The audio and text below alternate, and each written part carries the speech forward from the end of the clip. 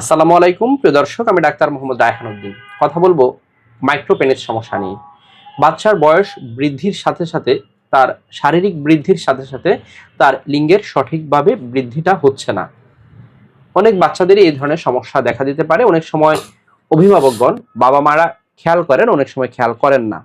কিন্তু আজ আমার সাথে যারা আছেন ওনারা খেয়াল করেছিলেন ওনার বাচ্চার বয়স বৃদ্ধির সাথে সাথে ওর লিঙ্গের বৃদ্ধিটা সঠিকভাবে হচ্ছিল না।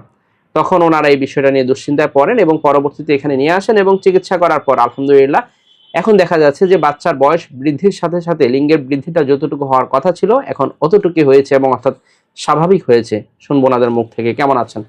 আলহামদুলিল্লাহ ভালো আছি। আলহামদুলিল্লাহ। জি, মূলত আপনার বাচ্চাকে নিয়ে এসেছিলেন তাই না? যে ওর কি সমস্যা ছিল? ওরা আমার বাচ্চার প্রথমে মানে ওর পেনিসটা ছোট আছে, অনেক ছোট ছিল, অর্থাৎ তার বয়স বৃদ্ধির সাথে সাথে যে আপনার লিঙ্গটা বৃদ্ধি হওয়ার কথা সেটা বৃদ্ধি হচ্ছিল না এবং পরবর্তীতে তার মা খেয়াল করে প্রথম বিষয়টা। ওর মা খেয়াল করে, পরে আমি স্যার আপনার ভিডিও দেখছি, ভিডিও দেখার পরে আপনি ওনাকে নিয়ে আসেন ওকে এখানে এবং চিকিৎসার পর আলহামদুলিল্লাহ এখন কি অবস্থা? এখন আলহামদুলিল্লাহ এখন স্বাভাবিক, ভালো আছে, স্বাভাবিক, একেবারে স্বাভাবিকের মতো মনে হচ্ছে তাই না? অর্থাৎ অন্য বাচ্চাদের যে এরকম পেনিস থাকার কথা এই বয়সে ঠিক তারও এখন এই রকমই আলহামদুলিল্লাহ, যা পূর্বে একেবারেই ছোট ছিল তাই না? অনেকটাই ছোট ছিল। শুনবো ওর মুখ থেকে একটু। কেমন আছো?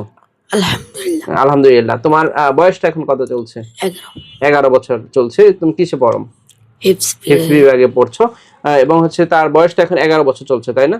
জি, 11 বছর চলছে। আলহামদুলিল্লাহ। প্রিয় দর্শক, অনেক বাবা মা এই বিষয়টা লক্ষ্য করেন না, আবার অনেক বাবা মা এই বিষয়টা লক্ষ্য করেন।